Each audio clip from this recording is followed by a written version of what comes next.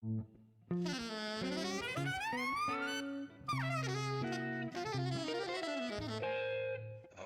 Jazz.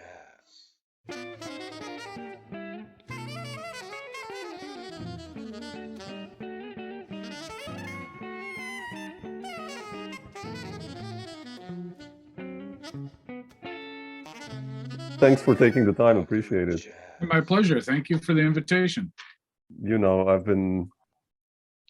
I had an obsession with Monder years ago. Like, so everything that he was on, I bought. So that's how I found out about your music. So He's a very special musician. yeah, definitely. Well, so are you. So, you know, that's why I really want to dig into your playing and music a little bit. So, and but yeah, I just want to start with like, you know, I know you're busy doing so many projects, but like your last kind of band project was the Monk one, right? And Yes, sir. Yeah. And I wanted to ask you, you know, I know you did, you know, the original music in the beginning, the Quartet, and then the Satie. And how did you decide actually to go dig and discover Monk? Actually, you know, it's obviously, I guess he was a strong influence, or Yeah, well, I think with most musicians, Monk is, jazz musicians in particular, Monk is a huge part of their early learning and advanced learning. I think probably my first experiences with Monk's music was through Miles Davis and listening to those records. The very first Thelonious Monk composition that I attempted to play as a beginning saxophonist was Straight No Chaser. okay. Ooh. And that you know, that was when I was a kid. When I went to the Eastman School of Music, I had the great fortune to study with pianist Bill Dobbins in a number of different classes and ensembles. And he had, some years before I got there, he had transcribed all of the Thelonious Monk compositions. As Monk had played them, I believe, in the earliest installments of his recordings. So like the first version. In some instances, he would include a couple of different versions, but for the most part, it was the first version that was recorded. So there was, I believe it still remains unpublished, but floating around the school was a copy of this, all written out, all the voicings, everything. And from time to time, he would use some of those transcriptions in whether it be improvisation class or in history class, and so I got to know about this book, and then I made a copy of it, as many of his students did. And so I had this great reference, and of course I believe I have every Monk recording. There's still more coming out, sure. Some live ones that are excellent. I have several different representations of many of the compositions, but I believe the transcription and the recording that I was listening to the proper one. So ever since, this goes back to the mid 80s, I was referencing that material and learning from it. And, you know, as opposed to what is published in the real book, sometimes they'll have shortcuts in there and, you know, with the wrong chords or even the wrong notes and or rhythms. So it was always great. And I was very fortunate to have this reference. So this was always with me, again, since the early 80s. And what I wanted to do with this project is I wanted to be a little bit more in tune compositionally with what Monk was doing, which meant I needed to be able to play as Monk played those compositions. Now, as a saxophonist, I'm playing one time. So then I started to incorporate, mostly as a method of learning the songs, arpeggiating his piano comping and the way he played the melody. So that led me to some ideas of how I might approach these ideas. Initially, it started out as a solo saxophone project. Really? Oh, wow. And then it dawned on me, yeah, and I did a little bit of that. I didn't release any of those recordings, but it was a great stepping stone to bringing it to my quartet and seeing if that would still work if I approached it more as a solo saxophonist, but being accompanied with my rhythm section. One thing that had occurred to me as Monk's playing and his stride influences are so strong, whether he was playing solo or whether he was playing trio, unless it was a solo situation where he was playing behind someone, he approached his role in the trio very similarly to his solo playing. So I thought, I'll try the same thing and see what I come up with. Now, one of the biggest hurdles that I come up against with the saxophone is being able to play these large intervals, chordal structures within the framework of the saxophone. So I had to do some tweaking of those voicings, but that just led me to a little bit more of my own avenue to pursue with those voicings and arpeggiation and tempos, having to approach them a little bit slower. But it was a great learning experience, and yeah, I got to understand via the saxophone Monk a little bit better. Of course, I'm always trying to attempt them on the piano myself, but I'm not nearly the pianist that those compositions require. But again, I think it added a lot to my understanding of Monk and my approach to playing Monk's compositions.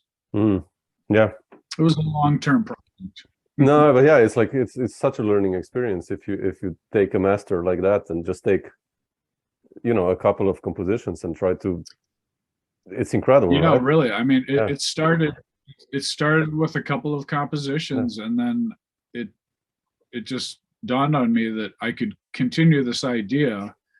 And it was a really fun project. We still play some of those compositions and interchange the program a little bit with some of the Satie music and some of my originals. And so, I'm still, that's the beauty of having many different projects over many years, is if I want to revisit some of those ideas and try another approach to it, that's always fun. Yeah. You mentioned Satie now, and I love his compositions. How did you, since we're speaking about that, how did you come up with that idea, actually? Because I tried some of his stuff on solo guitar, and I found it amazing, the clarity of the voicings and the voice leading, and it's amazing. But like, how did you come up with that, actually? There were a couple of things that kept pointing me into that direction. I guess first and foremost was when I was attending school, going to a lot of piano recitals, you would hear Eric Satie's Gymnopédie, the first Gymnopédie, many times. That's probably his most popular composition. And the beauty of it really stayed with me, and through the years, hearing that piece in film scores, and there's been different attempts at, I think Blood, Sweat, and Tears did a version as well. And then I visited an acupuncturist after a car accident, and she put on an album that was it was a collection of Satie compositions. I'm trying to think of the pianist's name, Pascal Roger, I believe his name is, and just, you know, absolutely beautiful music. And as I'm getting these treatments week after week, it becomes clear to me that some of these compositions stand on their own as I was hearing them as extended 32 bar compositions, you know, or most of the 32 bars, AABA, and some of these compositions seemed to me like they were songs, but just with extended sections or multiple C sections or multiple B sections. And then some of them I thought really would work beautifully as free improvisational platforms. Yeah. So same type of thing. I just started learning some of the compositions on the piano and then arranging them for my band. And they helped me along quite a bit with the direction of what the possibilities were, especially with playing them free. Yeah. Some of them, we really did stick to the structure that was as it was written, and just repeated those, the song form as you would a standard. So we very much took a standard approach to them. Some of them we made straight eighth note and made them a little bit more contemporary sounding. Some of them we kept in a swinging jazz vein. But yeah, it really made for a nice mix of straight eighth note, swinging, free jazz. Yeah, so we did a couple albums of that material, and I would actually like to revisit some of those compositions, possibly for a large ensemble.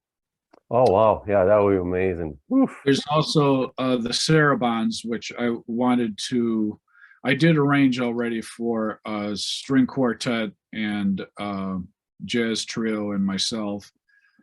So that's another project that is pretty much written but not recorded yet. So yeah, I would like to get back to some Satie, but in the meantime, before I do that, there's some of my own compositions that I really need to get recorded. Oh, fantastic. Pete McCann and I are going to get together at the end of this month and record some duo stuff. I love Pete, man. I love Pete. Very much looking forward to that. I can already tell you're a big Pete fan, as we all are. And so that's exciting. Yeah, but the Satie stuff really, for me, came first from a place of healing because of the whiplash that I had. And then I'm meditating to this beautiful music. And then all of these really creative ideas started flowing. And I couldn't resist, and that's how that came about. And you know, it's, again, I want to give my band a lot of credit because they were open to the idea and just, you know, took it much farther than I ever imagined. And again, it's still fun to go back and play some of those pieces and you know, do something slightly different to it. But yeah, it works so well with jazz. And of course, I think through the years of the jazz tradition, there's been a lot of other jazz musicians that have checked out Satie's music, and they've done different things with it. And yeah, I think Satie has been a huge influence on the jazz community. Yeah. So yeah, it seemed like a logical step. No, sure. But were these like guys, you know, when you started,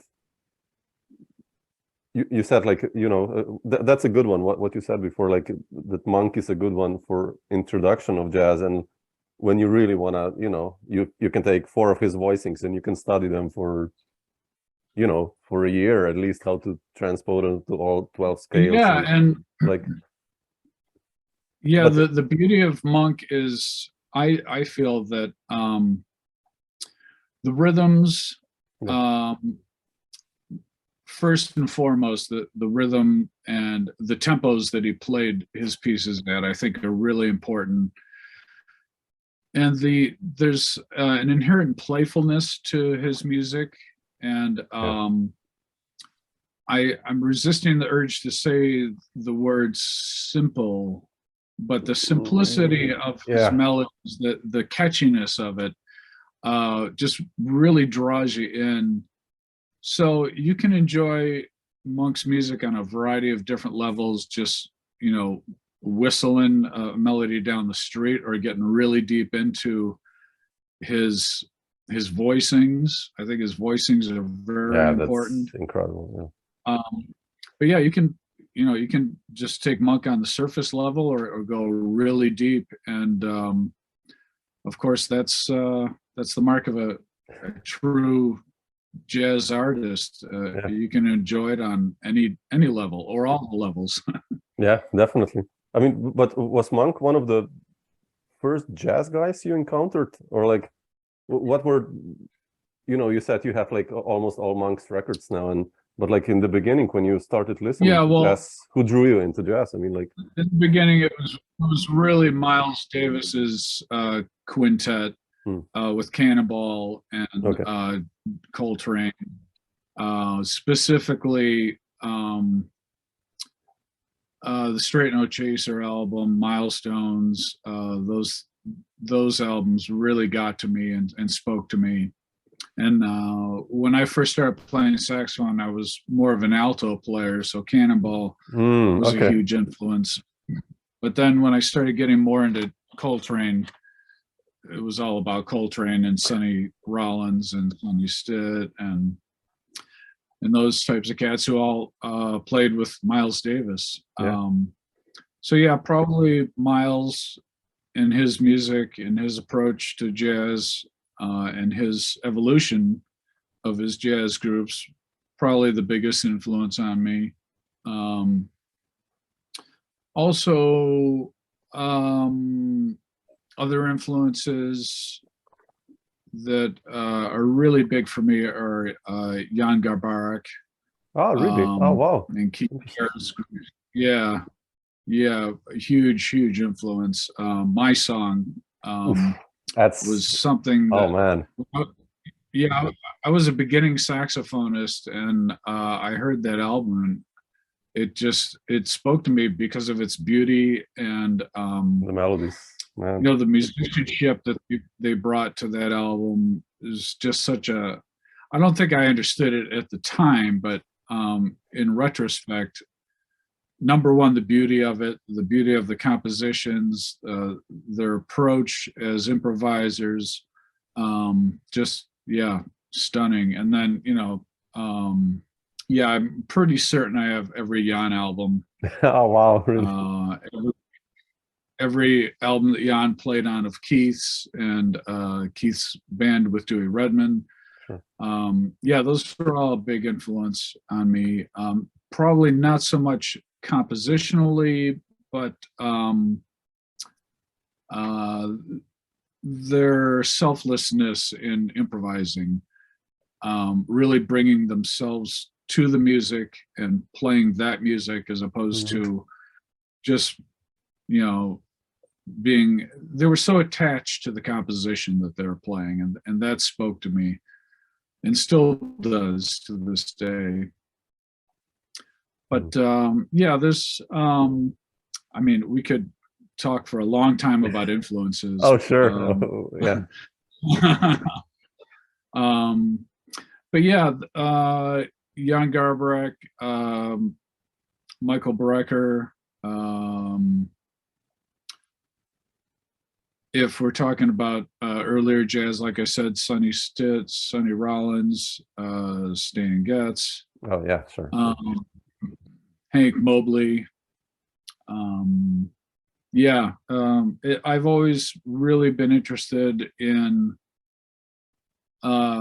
really swinging jazz and the ECM collection of music, because when I was first starting to learn the saxophone, ECM albums were that, I think that label began in 74. Yeah, it was 1970, no, 69 actually, the first album. Oh, really? Out. Okay.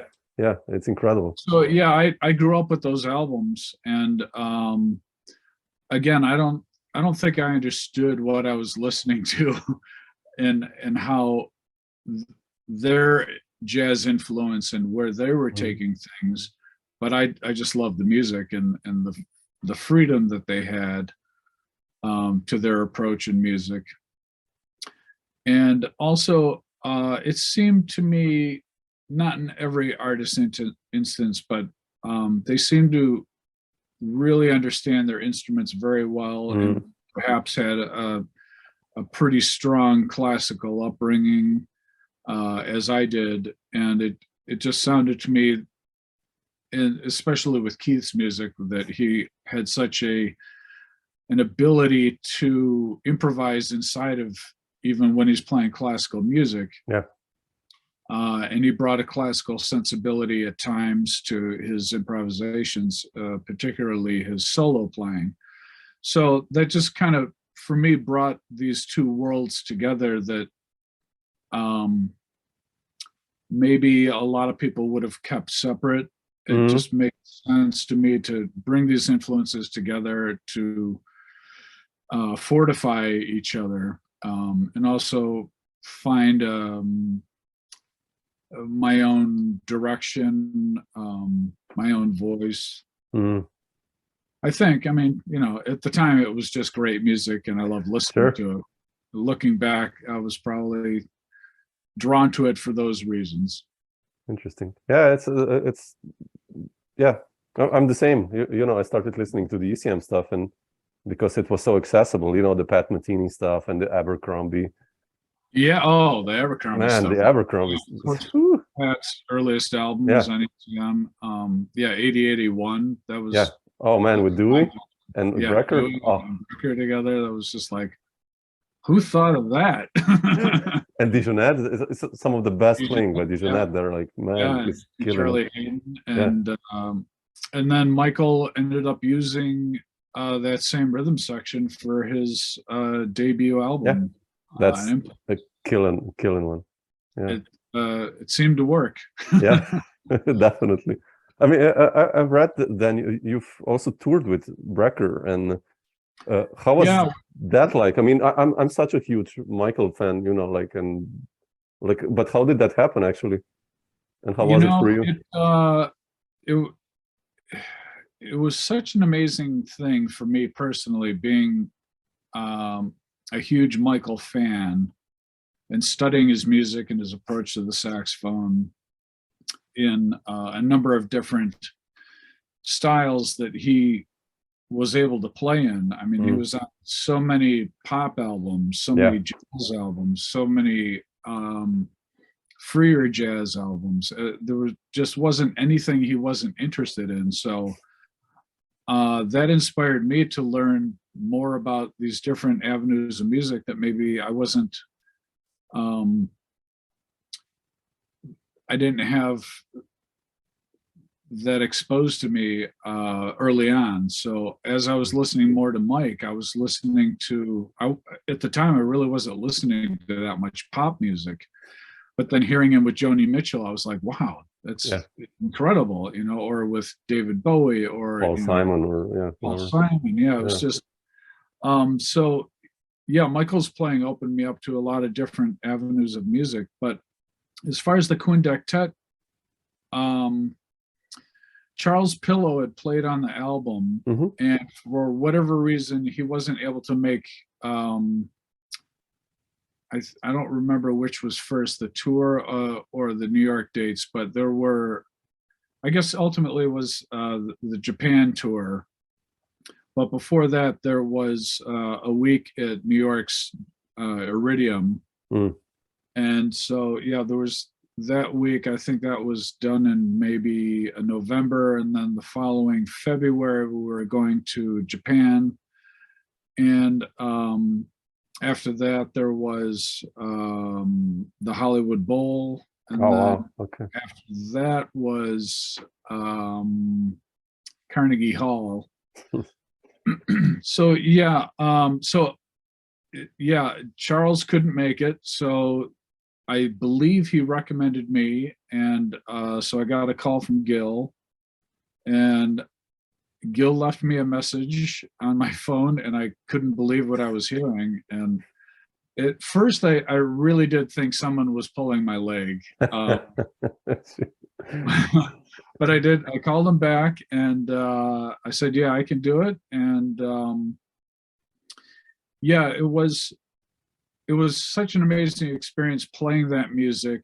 But the first thing that I had to figure out was, playing that music in the studio, I think was probably a little bit easier, because when you get the whole quintet roaring in a club and you're playing the English horn, you don't have the same volume that everyone else has around you. So I did have to change around my equipment a little bit and get the instrument to play a little bit louder. I think I did eventually end up using some microphones that would attach right onto the instrument. Oh, yeah. But yeah, getting to know Mike a little bit, and traveling with him and joking around in the airport and going out to dinner with him. He was really generous with his time and with his knowledge. And yeah, it was just, it was pretty surreal at the time, spending so much time with him, because here I was I transcribed a lot of his solos, trying to figure out what his approach was and some of his compositions, because he does have a very unique approach to both composition and to playing jazz. While I did understand that, he had a huge influence from Joe Henderson, Stanley Turrentine, and of course Train, still with all of that, he had his very unique approach to harmony. Yeah. So yeah, so then playing with Mike, and there was a really fun time in Japan. We went to Ishimori's jazz, or a saxophone shop, which, as saxophone players know, is this wonderful place where he has like a dozen different repair people on call working on instruments, and he has reeds and instruments. And so Michael was getting his horn worked on, and while we were all there, it was myself, Bob Shepard, and Michael. Ishimori brought out a bunch of saxophones for Michael to try, and they were, amazing vintage Selmer Mark VI saxophones, specifically from the time period of Michael's horn, which was I believe mid 80,000s. So that, I believe, makes the horn like from the vintage of 1959. Wow. And that Michael loved to play. So imagine them bringing out a dozen instruments, all of this vintage. And the funny thing was, Mike just wanted to hear Bob and I playing them. So he's sitting there, he's listening to us play. And that's kind of a daunting thing, to be playing a saxophone while Michael's sitting there listening to you play. So then I would say, Mike, you got to try this horn. This is incredible. He's like, really? What do you like about it? And I would tell him, just how free it was playing and how clearly it spoke, and then he would finally play it a little bit, but he wanted us to go through it and tell him what we liked, which I thought was really amazing of Mike, because he was always open to other people's ideas. He wanted to know, because I think he went through a good part of his life, people asking him questions all the time, because, he was an amazing player. Yeah. But he was a very inquisitive person. He took lessons on the Kaval. He studied music from all over the world with people. So he had a list of teachers, and that blew me away when he told me that. Yeah, if you think, I just figured he bought some albums and or played with the musicians and picked it up. But he really enjoyed hearing people's opinions and anything that you could recommend to him. So yeah, here all of a sudden I'm out with Michael Brecker, one of my all-time heroes, and we're having really deep conversations about music and art and saxophones and iwis, and yeah, it was a very incredible time.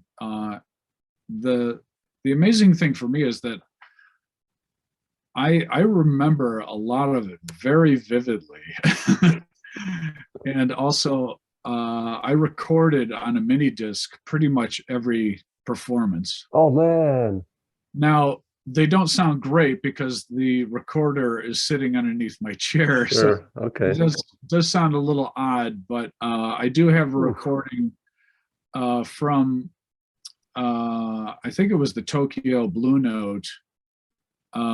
There's a very famous story of Antonio Sanchez either got food poisoning or the flu one night. So he played one set, and for the second set, he was out. So we had no drummer. We did have a percussionist, Daniel Sadowski. And when Michael wasn't playing, he went back behind the drums and was playing drums. And so if that wasn't amazing enough, Michael decided to play a solo version of Naima, which he hadn't done. I think it was 9 months earlier that he had done that at Carnegie Hall with Herbie Hancock.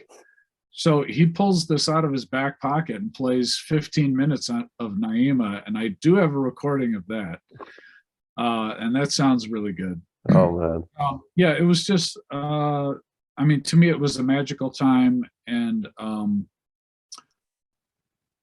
yeah, and then there's like the whole iwi thing, which at the time I was playing the iwi, but I didn't really understand all of what went into the software, specifically the programming in the environment of Logic, which George Whitty had a huge part in. So he and Michael were working together to get all of the, he had 2 racks of gear and put it all into a laptop. And so to make a very long story short, shortly after Michael's passing, Susan Brecker had donated to the William Patterson Living Jazz Archive Michael's mouthpieces, some horns, all of his notebooks. Really? Oh, wow. Boxes of compositions, boxes of board tapes from live performances. Everything that Michael played, he had a board tape recording of. Because after the gig, he would go back to his hotel room and he would listen back and he would take notes on how he wanted to change the order or, whatever it was. He was very meticulous in taking notes. So all of that stuff was donated to the archive. So a very good friend of mine is the head of the jazz department there, David Dempsey. He had invited me over to take a look at some of the things, specifically the scores, and listen to some bootlegs. So we're there, and we were having a conversation after being there for like 3 hours. I said, hey, has it ever come up whatever became of Michael's Iwis?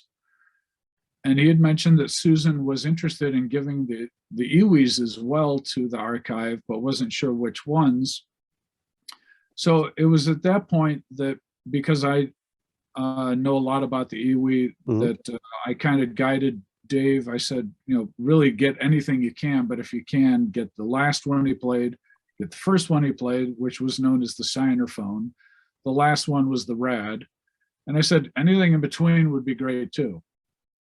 So some months pass. Maybe this was like 4 or 6 months later. I'm talking with Dave, and he said, yeah, I have the Signerphone here, and I'd love your help in seeing if we can get this thing to work. So I thought, okay, sure. So we're plugging the stuff in, and the Signerphone, is all hardware. So that was a no-brainer, getting it plugged in. And while it did have a lot of road miles on it, and some things needed to be cleaned up, some of the connections weren't completely firing, it was still in amazing shape, and it played great. And so David left the room, and he comes back into the room, and he's holding 2 fistfuls of cables. In one hand, of all these cables, there's a hard drive sitting there. He goes, do you think any of this stuff could be of any use? And I thought, well, if that's a hard drive that was sitting in Michael's road case, that more than likely is some kind of a backup to his laptop. So we plugged that in, and lo and behold, there was the framework, not the last version of what Michael was playing on the Iwi, but a framework of a template that he had set everything up as a template so that he could go back to square one and kind of start over. So at that point, I had told Dave that I was very interested in understanding this and getting this up and working for the archive. So I took it home and spent a lot of time with it, trying to understand logic first and foremost, but the environment that George and Michael had put together. And I worked on that for about a year, and there were still some things that I just wasn't understanding. So I was able to contact George Whitty and start taking lessons via Skype. This was actually right at the beginning of the pandemic. Oh, wow. Okay. The shutdown. So I had the perfect teacher, and I had the perfect project to work on. In time, yeah. And so since then, I've been spending a lot of time trying to understand, again, with George's help, how Michael came to make these beautiful sounds, these amazing layers, chords upon samples, upon lead voices. What the approach was that Michael was taking, and what my own approach might be.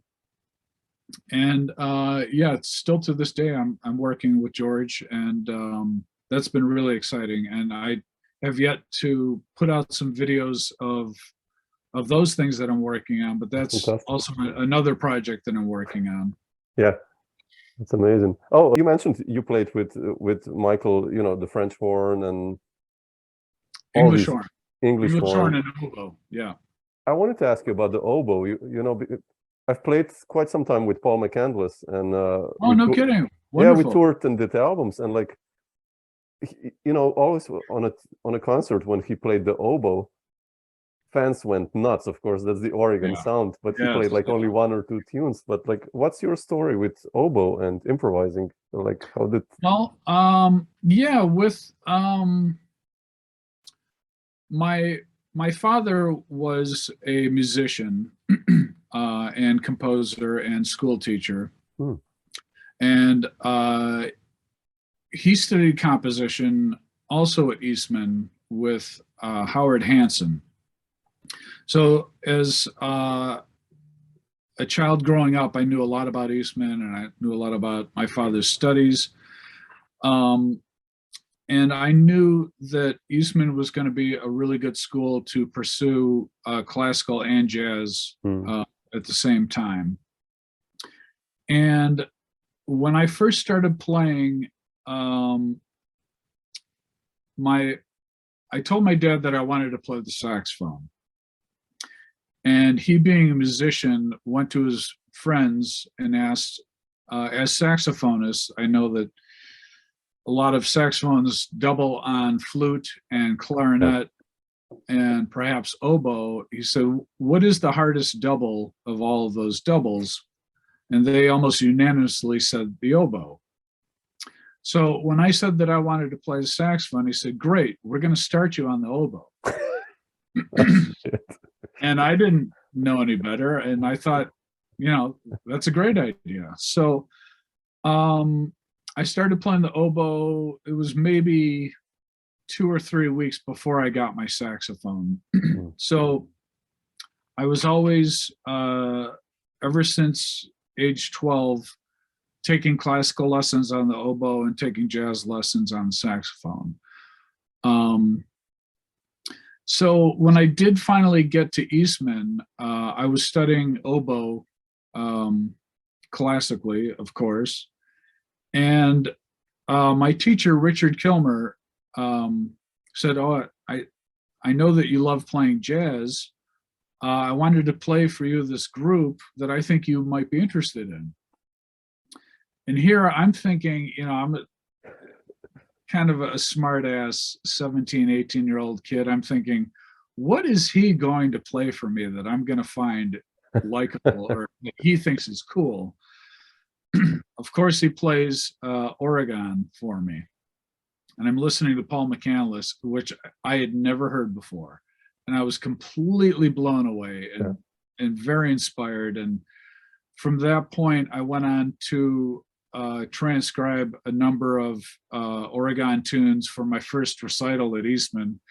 Wow. So I added on some Oregon tunes at the end of this classical recital, which was really great.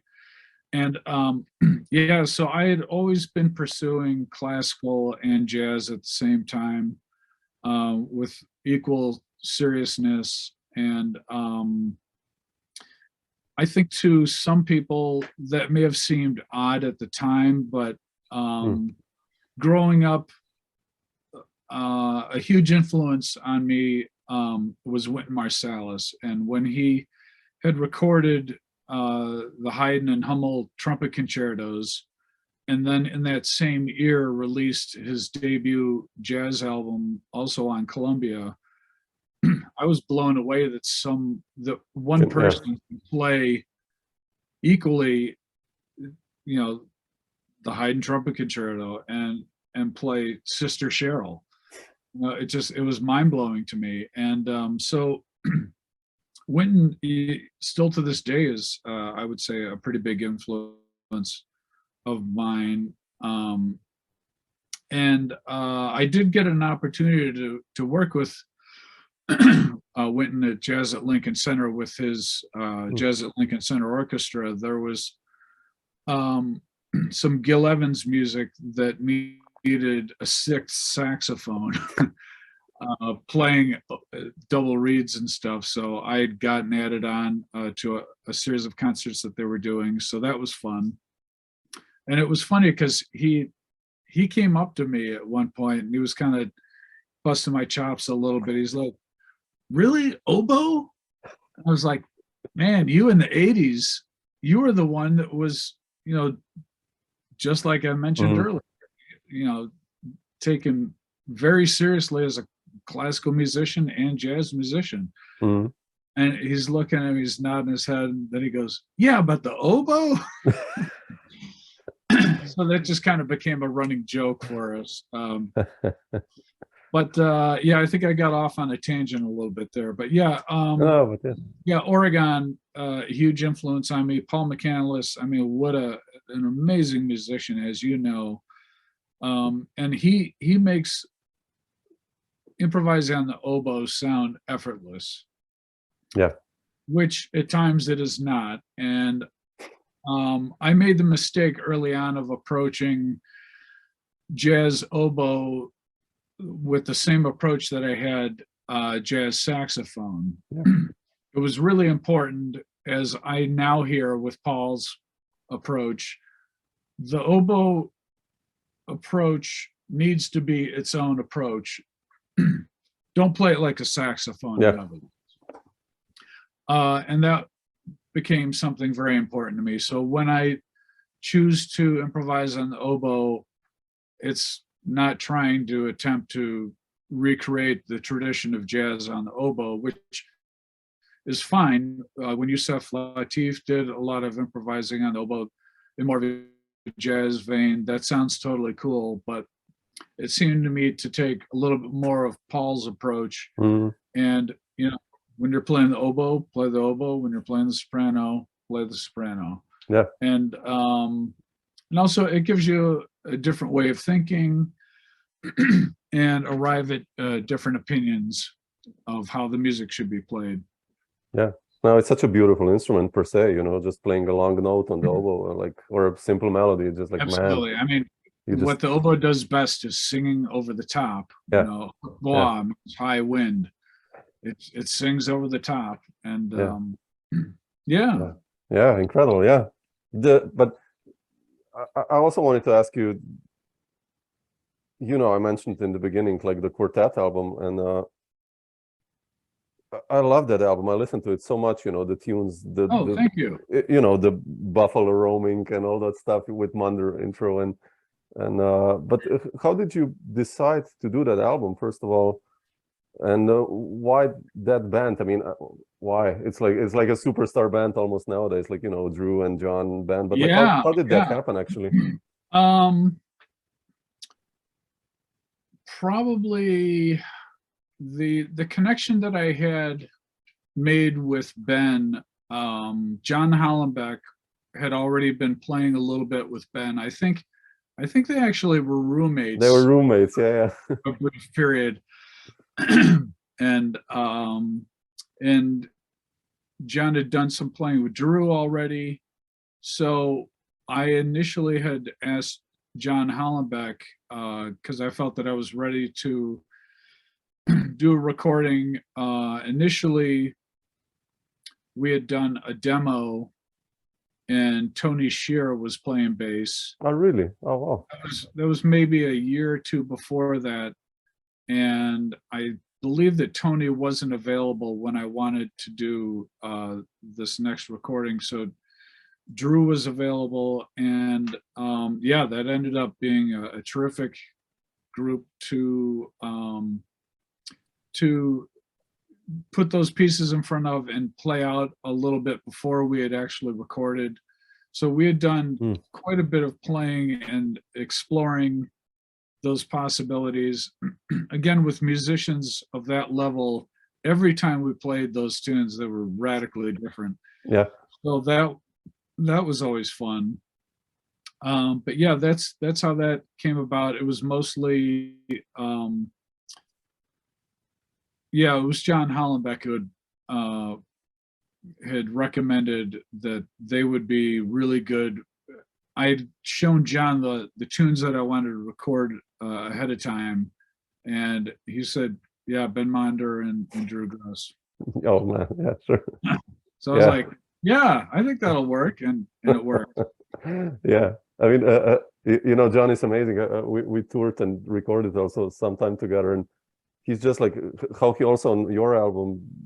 And when I gave him a tune of mine, let's say whether it was heavy or simple, he just how he orchestrates the drums, and yes, you know, also on your albums, it's so beautiful what he does, you know, so unorthodox in a way, you know. And orchestration is a very good way of putting it, because John really approaches the drums as orchestrating a bunch of instruments. He's of course concerned with beats and stuff, but he is thinking colors, he's thinking different high tom, low tom, bass drum, tuning it up, tuning it down.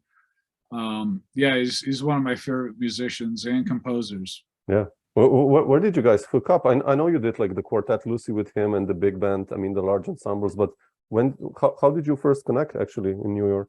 When was that? Well, it was actually before New York. John and okay. I went to school together.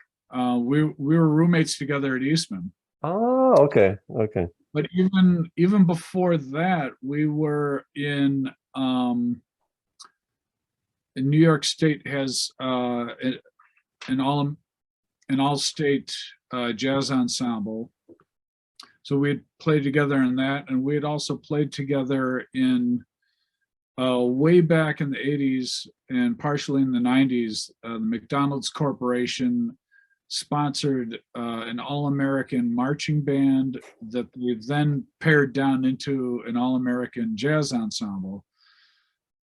So John and I had played together in a number of different situations our senior year of high school, even though he was from Binghamton, New York, and I was from Angola, New York. So yeah, John and I knew each other since we were teenagers. And so we've been playing and practicing together and performing together since we were kids. And so yeah, he was the most logical choice as drummer when I was putting together my own band. Did you immediately start when you came to New York, like early 90s? Did you immediately also start playing as a band leader? I mean, I know you're deeply involved into Broadway and all other stuff. But like... I had always assumed that I would be wanting to, play out with my band. And I had first started writing in the early 90s and, very simple. One of the first things that I wrote was Where the Buffalo Roam. Oh, really? Oh, wow. Okay. And I think I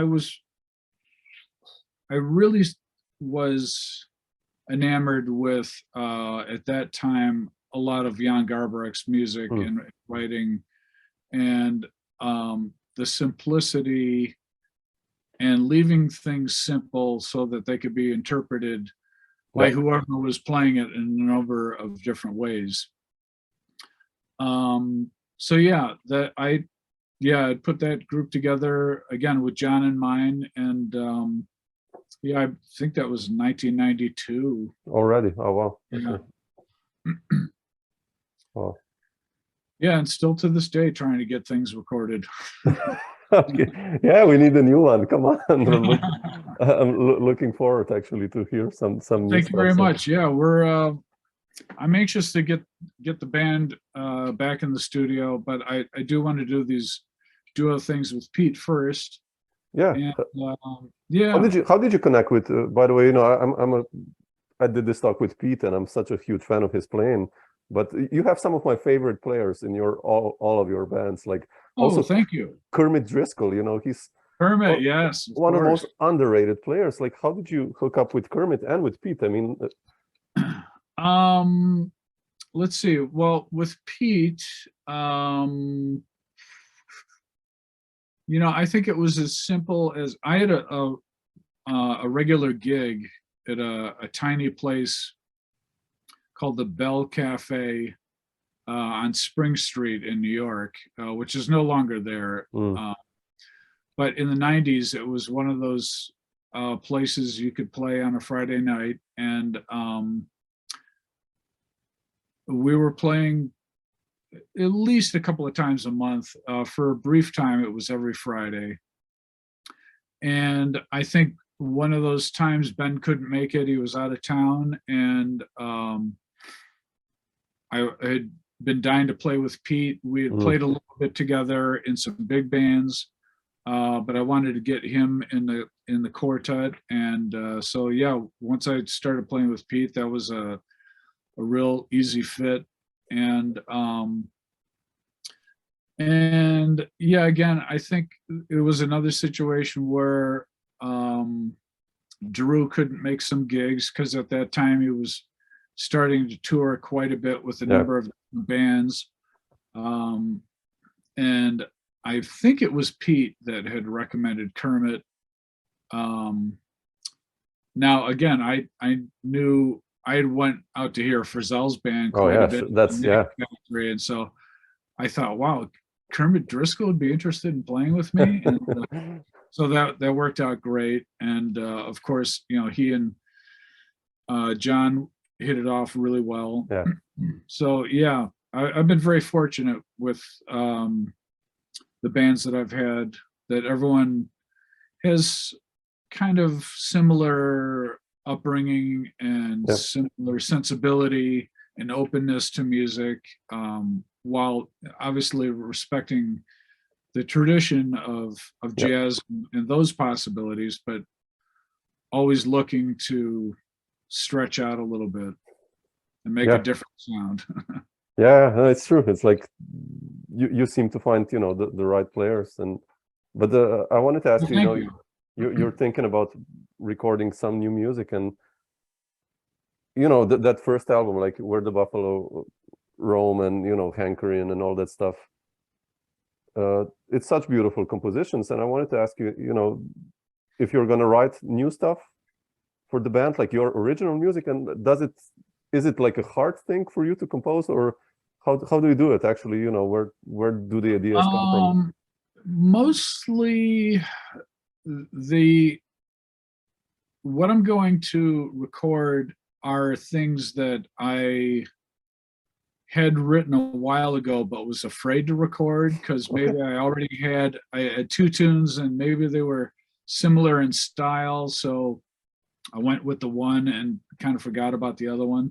So there are a few things that just I've been itching to record and just haven't gotten around to doing it.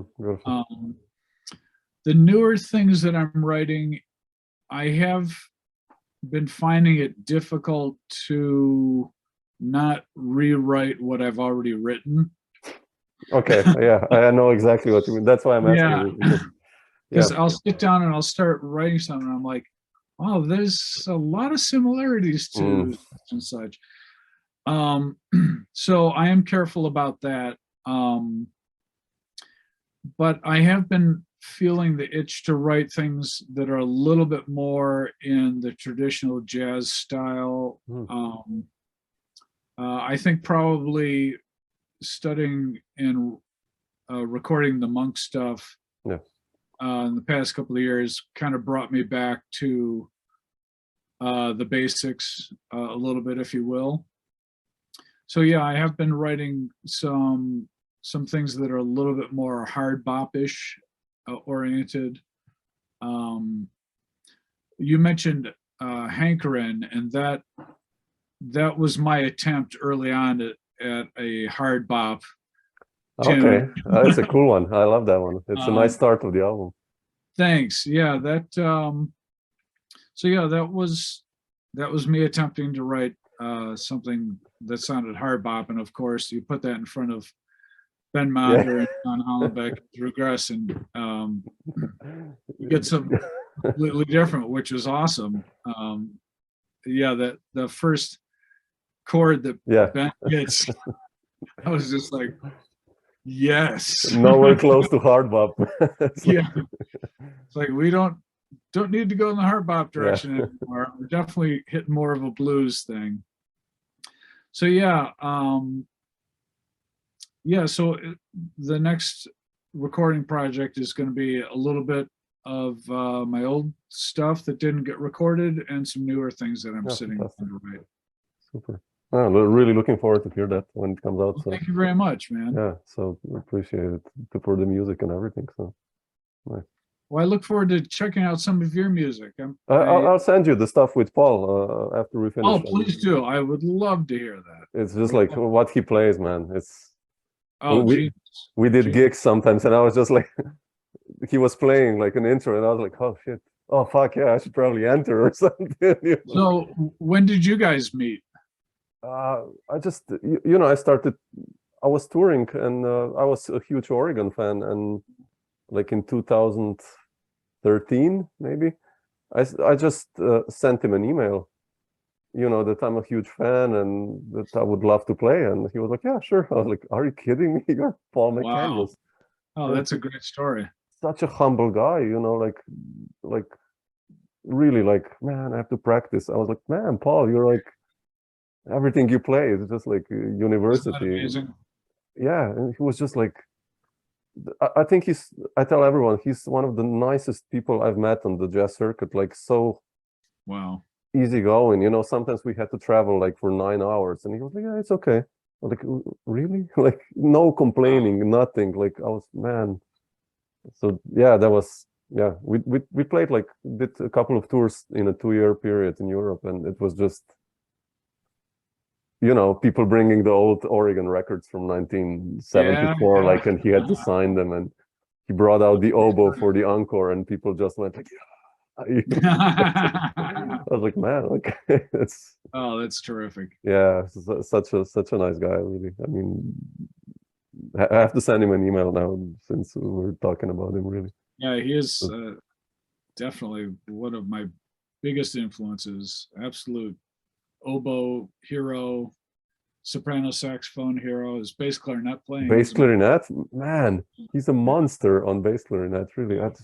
And he makes all of those instruments sound effortless. Yeah.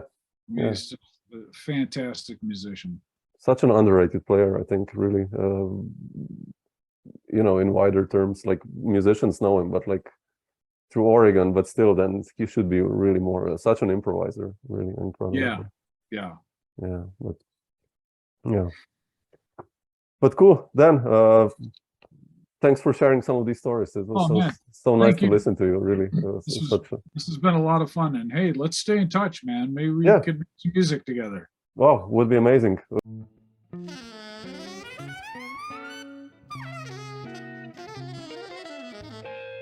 Dr. Jazz.